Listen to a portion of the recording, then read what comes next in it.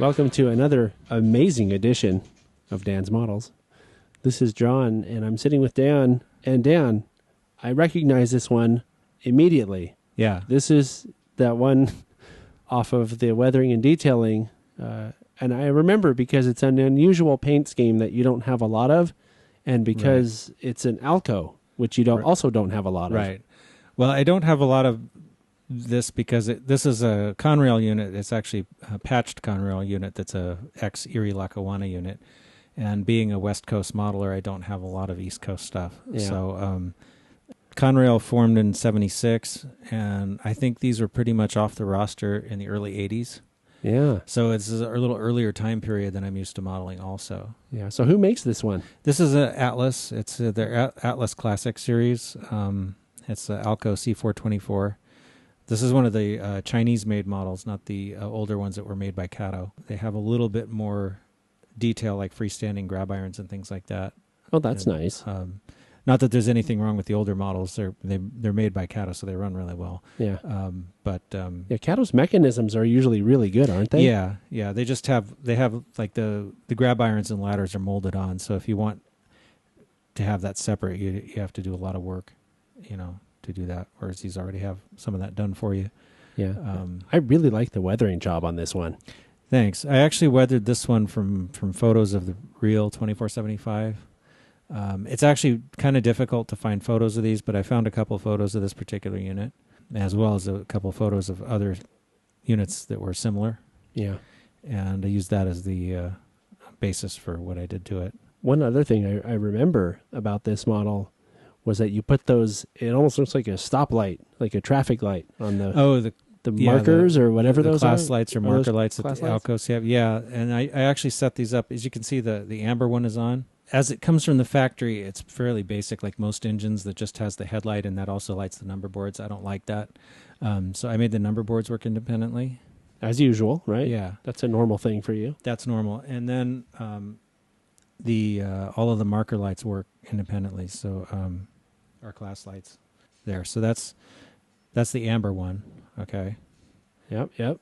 And normally these wouldn't be used at the same time, but there's the green one. Oh, that's cool. And then the red one. Yep, there it is. So they're all independently controllable. That's a lot of functions. I mean, it's three separate functions just for that, right? Right. Then you have your headlight. That's the fourth. And then you have two headlights, one front and rear, so that's two. So that's five, right? Yeah, and then the number boards are so six. That's it. So I'm using all six functions in the low sound decoder that I have in this thing. You're maxed out, man. Yeah. And the lights, the ones in the class lights in the back work as well. Are they tied to the ones in the front? They are. Yeah. They work at I don't know if that's how the real ones worked, if they were independent, but basically if you have the amber ones lit up here, then the amber ones back here are also lit. Same thing with the green and green. I bet it's not prototypical, but if you only have six functions, that's it. Yeah, I mean, you really couldn't. You would need 9. Yeah, you'd need more. And maybe this is good enough for me, and I'm pretty picky. You could add a fleet lighter to it, right? Just a light one. Yeah, but the trouble is, you start running out of buttons on your controller too. Sure, as the problem, and you'd run out of space for the LEDs inside, right? I mean, well, you'd run. Yeah, I mean, if somebody wanted to go to that degree, you certainly could, but I don't think it's worth it myself. Yeah. You might even run out of space in the thing. Yeah, you could. You have to start cutting out the weights and stuff, right? Yeah. I also did some other things to it, like I had to fabricate this antenna stand from some scrap brass, and the antenna itself, I think, is a Details West part, but this little bracket is totally custom. I added the sunshades. I also had to fabricate this front horn bracket. Yeah, I remember that. Yeah, that's like an Erie Lackawanna thing, as far as I can tell, that nobody else had. So I made the little bracket out of brass, and I think this is a Details West horn that I put in there, and I also did this little wire, which is probably the conduit for the air to come to the horn. Had to do all of that. Also, I fabricated this plate that goes underneath the headlight, because that wasn't there on the model. That was something that was present on the real thing. So quite a bit of little details like that on this model. I had to, of course, remove the Erie Lackawanna lettering from the stripe without getting rid of the stripe. So I remember that too. We did that in the video.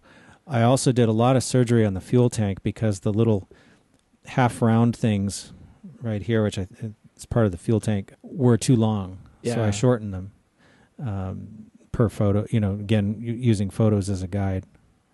So, quite a bit of stuff added to this model.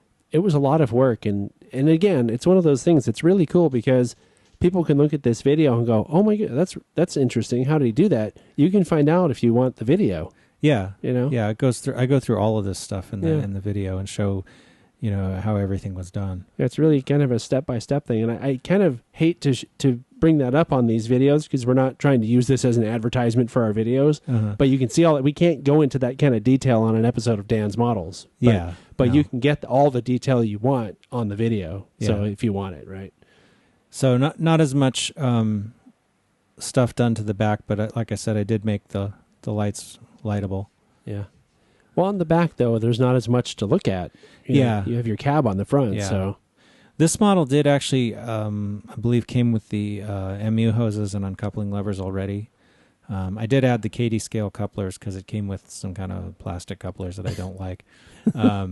There's always something about the couplers, Well, the reason I use Katie's is because I used to have a layout in a spare bedroom that had about 4% grade on it.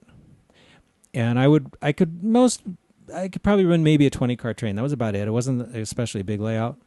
But even with a 20-car train going up a 4% grade, there's a lot of stress on those couplers. And I had some plastic couplers, and they would let go or just break. That seems so strange. They just don't have the strength. Yeah, it's not that much force. Well, you'd be surprised, though, especially if you run in weighted cars and it's a small part, too, which is not... That's what I'm losing sight of. But the Katies are metal, aren't they? Katies are metal. Yeah. I never broke a Katie, and all the time I was, the only time I think I've ever broken a Katie is by dropping a piece of equipment on the floor. You have more problems to worry about than just the coupler if you do that. Right. That's why I use them. They work. Yeah. They're reliable. They don't break, so that's why I'm kind of adamant about that. Yeah. And they look good too. I mean, they look like real couplers. Yeah. Well, the scale ones they're not exact scale. They're close though. I know some people like the Sargent couplers because I guess they're like totally to scale. Are they even smaller, huh? A little bit. Yeah. But doing that is like a major commitment in time and money, and I just haven't wanted to go there. Yeah. So this is good enough for me.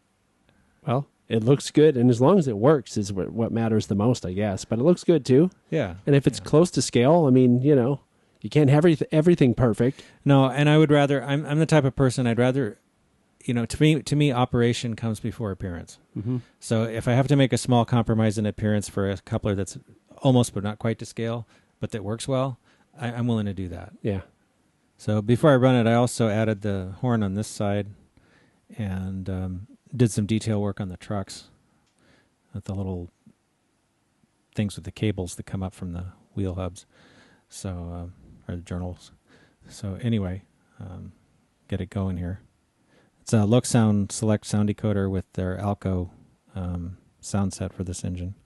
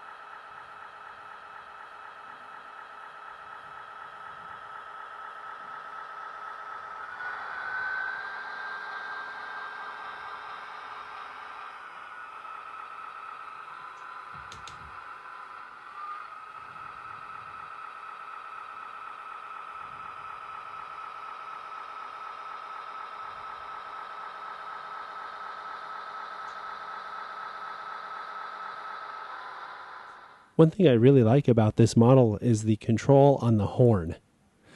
Yeah. It's the toots are very separated, and I've noticed on other models, and I don't know why it is, but you can't get that kind of quick. Well, one of the things I like about the Look Sound Select is that you don't need a separate key for a short toot and long toot.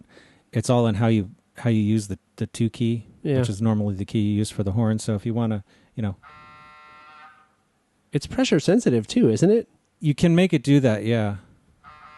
I'm just doing it. If you do it real quick, and if you do it longer, so it's just I like that because it makes it very intuitive when you're using the horn for operating.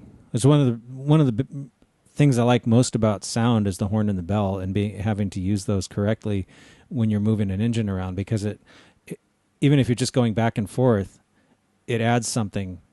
It's more to do than if you're just driving it with no sound at all. Of course. I don't really go for a lot of, some of the other sounds that they have, like, crew talking or simulated radio and all that. Yeah, I don't care about that stuff. I like the basics, just the basic stuff, because I think it enhances the operation. The operational basics, right? Horns, bells, lights, right? Yeah. It's the stuff that you see when you're watching these things. Right. And not necessarily... Well, although I guess you could look at it as... Because I've seen videos on YouTube, for example, where people are running on a layout, and each guy is doing his own thing, and there's a dispatcher telling them what they can do and what they can't do. Oh, yeah. So some people that have big layouts do that. And they do it with the little FRS, the radios. Yeah. So there's a guy actually talking on the radio, like, you can move now, Yeah. This kind of stuff. No, I haven't actually done that, but that would probably be pretty fun. I bet that would be really fun. Yeah. Oh, geeky as hell, but fun. Hey, whatever, but the whole point is to have fun. So yeah. I'd like to be the dispatcher guy, if he can control all the transit. That's actually a hard job. Oh, I'm sure. You have to organize everything, right? Yeah.